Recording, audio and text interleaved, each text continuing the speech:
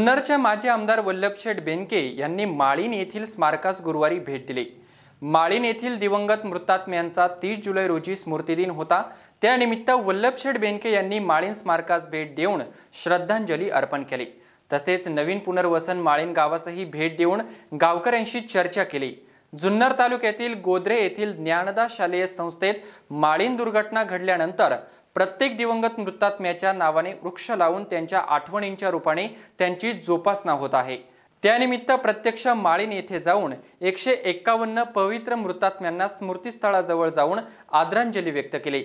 यावेळी दुर्गाशेठ बेल्लेकर, शिवाजीराव बडे, डॉक्टर सदानंद राऊत, विठ्ठल औटी, युवक तालुकाध्यक्ष सूरज वाजगे, डावखरे सर, अजित जगताप, पुष्कर ब्रह्मे, तुषार डोके आदी उपस्थित होते।